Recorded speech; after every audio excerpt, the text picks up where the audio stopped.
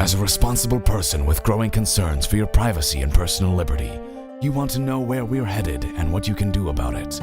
We ask the experts what you need to do to take prudent and responsible action to safeguard your family's wealth and well-being, and what basic first steps will help you to be aware and prepared. ReluctantPreppers.com.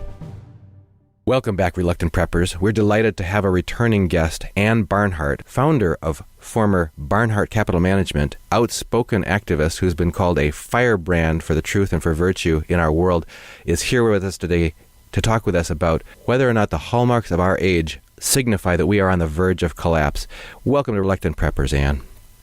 Oh, thank you so much for having me. And right off the top, let me apologize to the audience. I'm fighting bronchitis, and I have a bit of a cough, and my voice sounds kind of deep and raspy and funny, and I'm sure I'll be coughing throughout the interview. But I feel like $1,000,000, and I'm happy to be here with you, so let's get to it. Well, we're certainly glad to have you here, and what I'd like with your help is for us to be able to walk through a rational examination of what would be the characteristics, just like any scientist would do. You say these are the measurable, quantifiable things that you would expect to see if certain facts were present. And we try to avoid sensationalism. We try to avoid running away with conspiracy theories on this channel because our listeners, as a whole, are reasonable, responsible people who are struggling very much they're swimming against the tide and against the currents of our popular media to try to become aware, to try to educate themselves, to try to prepare themselves so that they can be making responsible actions to help keep their families safe in every way. And if we look at our world today, we've had various guests on here who have sounded the alarm, saying a major collapse is coming. And sometimes that collapse has been focused primarily on the financial area, and also about people's potential for breakdown of society if things like the supply chain and food supply, water supply get disrupted by a financial collapse. But I would like, with your help, if we could take a more systematic walkthrough of the characteristics and the attributes we would expect to see on a global society on the verge of collapse. And if we could look at it from several different lenses, if we could look at it economically, militarily, politically, and then talking about constitutionality and adherence of the rule of law around that, morally and spiritually. So if that sounds like a course that we can examine together, we're ready. Certainly. And let me start by saying I'm 100% with you. Something is terribly, terribly wrong here. And if we don't fix this, and if we don't pull our heads out of our respective you-know-wheres, we are going to suffer a total civilizational collapse. I'm absolutely with you. And I hope that people identify me as being not a loon conspiracy theorist, but rather a person who is dealing exclusively with these issues of objective reality and looking at these unsustainable paradigms, looking at how our culture is collapsing and saying, this has never happened before. We have to sound the alarm on this. One of the things that I like to reference, because a lot of times people say to me, well, Anne, you've been screaming and yelling about all this stuff now for years. And it's absolutely true. I've been screaming about this. I started screaming really loud when Obama usurped, because then, obviously the United States has been overthrown. There's going to be massive global consequences to this. And then all of the economic stuff, the massive money printing and so forth. But what I remind people is they say, well, we're still going. Where's this civilizational collapse that you've been talking about? People were calling Winston Churchill a conspiracy theorist, warmonger, et cetera, as he was constantly trying to warn the world about Hitler and the Third Reich, until literally the day that the tanks rolled in to Poland. I believe it was September 1st, 1939. So up until September 1st, 1939, Winston Churchill every day was being called a conspiracy theorist, loon, et cetera, et cetera.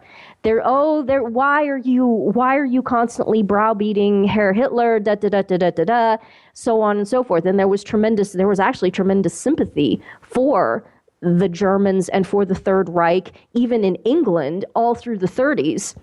there was a tremendous pro-Nazi contingent there. And so nobody believed him, and he was insane until the tanks rolled into Poland.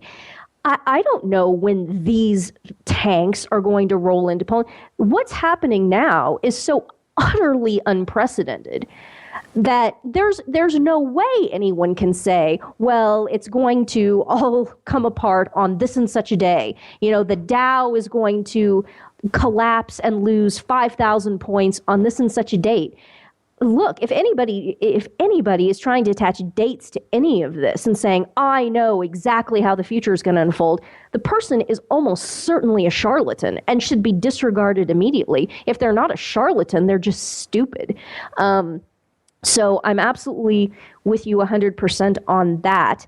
And again, as I've already alluded to, this situation that we are in globally. There is no precedent for this. There is no analog for this. The world has never been interconnected the way that it is today. Previously in history, for example, when the Roman Empire fell, okay, first of all, information travels at the speed of either a man walking or a horse. That's how fast information travels. When the Roman Empire collapsed, it was a long, slow, grinding collapse. Many people didn't even perceive a real significant change. Some people did, but most people out in rural areas, you know, being subsistence farmers and so on and so forth, not much in their life changed.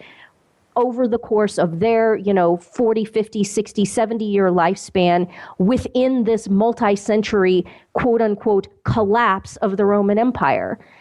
That's not what this is going to be. This is information travels instantaneously. The entire world is interconnected. Up until now, there's always been somewhere to go, somewhere to flee to if a given situation in a given geographical area gets bad, people could move away from it and get completely and totally away from it. You cannot do that now. You cannot hide anywhere on the planet. This also feeds into the financial system and the events that I've been warning about, wherein they're now moving to eliminate cash altogether. There's a move in the United States. They're talking. I was actually in a train station the other day, and what was up on the TVs was CNN, and CNN was just blasting this propaganda about eliminating $100 bills. They are clearly right now moving to eliminate cash. The same is going on in Europe. They've already said they are going to eliminate the 500 euro note, and they also want to eliminate the 100 euro note. They are moving to eliminate cash. They want to get it so that you cannot be anywhere on this planet and do business, make any sort of financial transaction, do anything without being in this electronic monetary system. And monitoring system.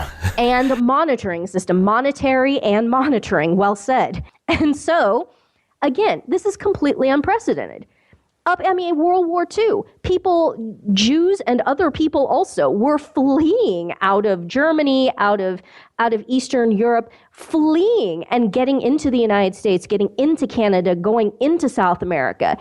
Up until now, people have been able to basically disappear if they find themselves under an extremely hostile regime. People have been able to get away from that and move, by and large. In this situation, there's nothing you can do. The entire system is interconnected. You can be tracked anywhere on the planet. How can you say that we can look to history to be informed by any of this? How can you say we can look to history to be informed about economic collapses when, again, back to the fall of the Roman Empire, they're still minting coins. They debased their coinage, they debased their money, but it was still physical commodity money.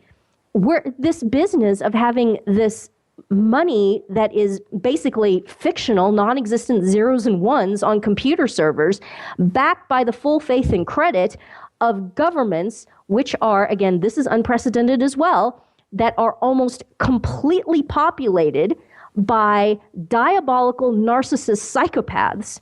Never before in human history has the political leadership been so thoroughly saturated with psychopaths. And before we make the full transition to political risks and instability that we're on, which we are going to do next, I wanted to keep you just for a moment, if we could, on the economic point, which you opened up for us.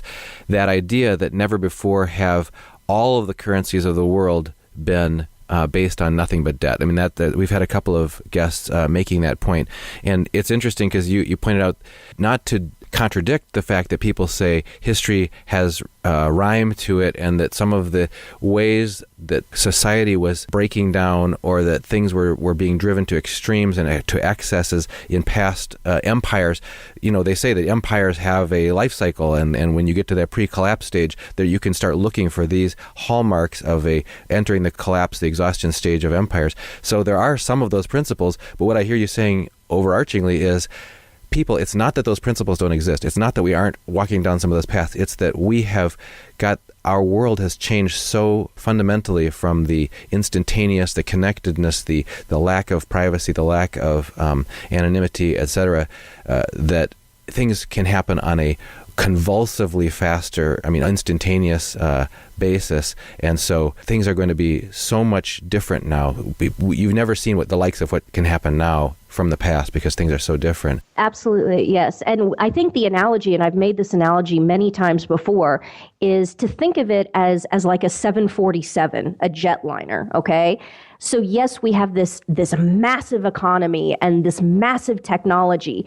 And what that is the analog of is a heavy 747 at altitude, at 36,000 feet, at full cruising speed, 550 miles an hour. You have a tremendous amount of inertia. Okay, the world economically, not only because of the population, but because of the size of the economy and the productivity and what technology has enabled us to do and to produce, that we have this massive, massive economic and cultural inertia. But the other side of that is that when you are a 747 and you lose all of your engines and you lose your rudder and you lose your hydraulics, you can't just you can't just set it down, glide in and set it down in the nearest available cornfield.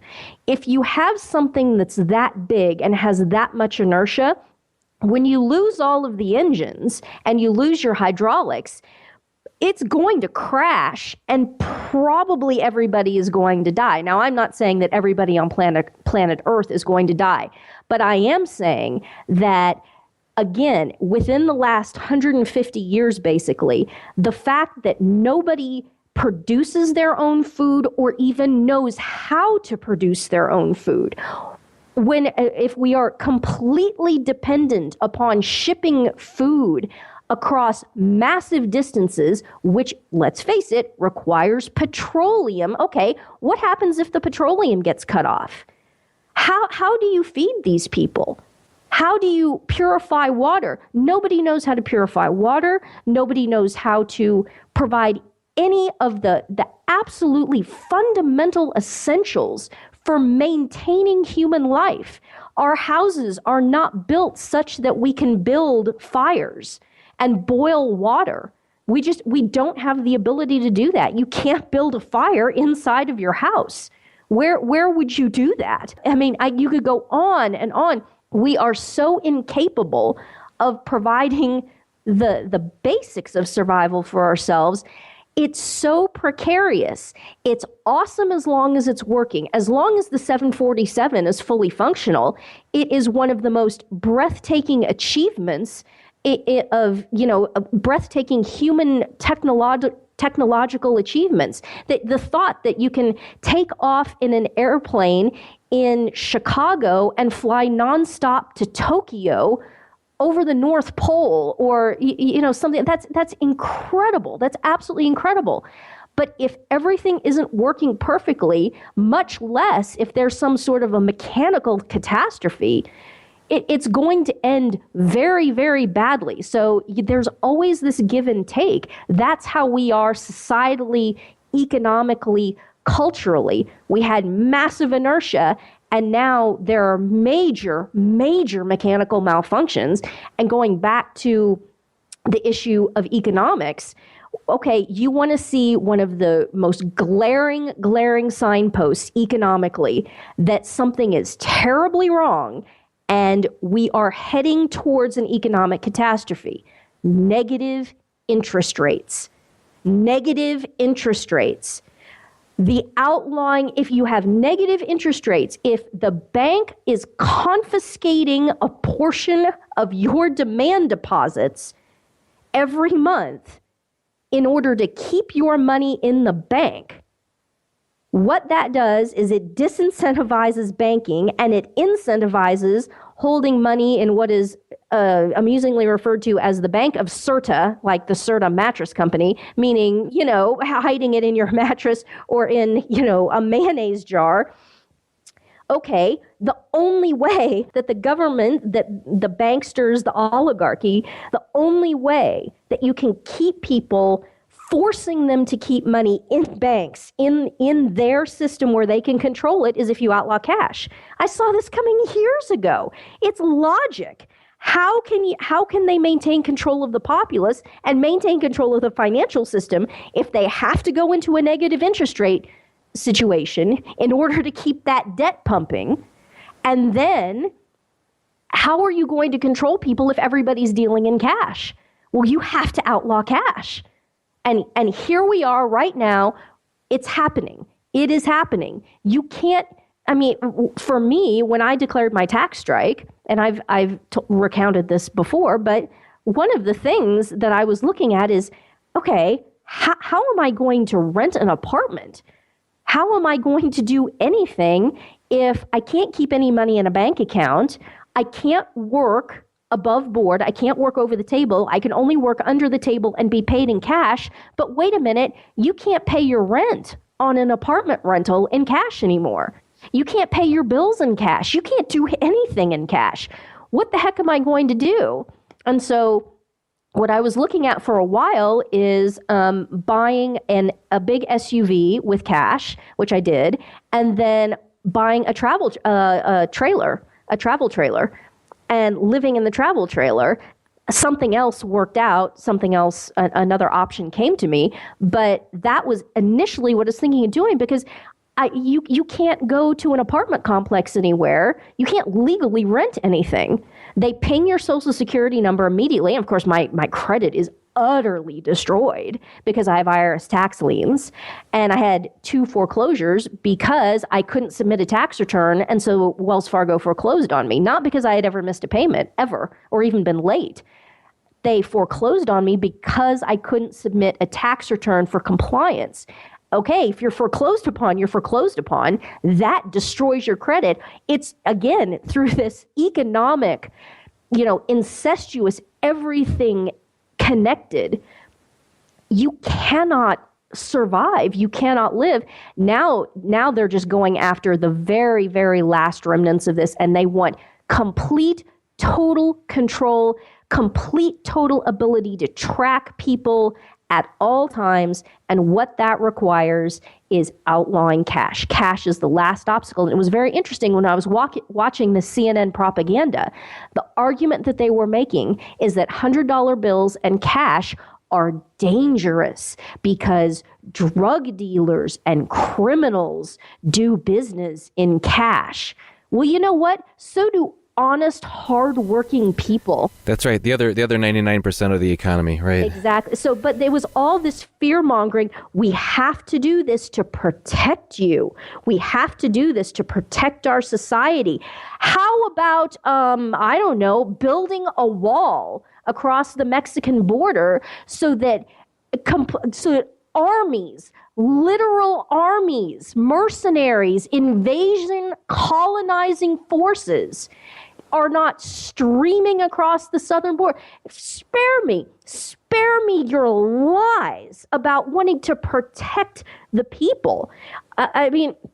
Please, I don't know. I'm sure I'm preaching to the choir here, but man, if there's anything to go to war over, if there's anything to start lodging mass protests, I've advocated for a while doing blockades in the major cities of the interstates and so forth. It's this business of trying to outlaw cash. If there's anything so far that's happened that's screamed out for civil disobedience up to the point of things like blockading interstates and protests like that, it's the outlawing of cash. If you allow them to do that, frankly, you deserve whatever you get. And it does take away huge areas of people's freedoms and privacy and ability to transact with each other, to provide for their family. And you mentioned sort of the contrast of, we're doing this for your own good, but meanwhile leaving you completely exposed. So if we could turn the attention in that regard to military, what would it look like in a precarious, high-risk situation prior to a collapse militarily on a global basis? And are there things that we're seeing, signs of the times going on, whether it's from ISIS or nuclear Iran or North Korea ICBM tests or militarization of police? What do you consider to be the key destabilizing or high-risk areas militarily right now?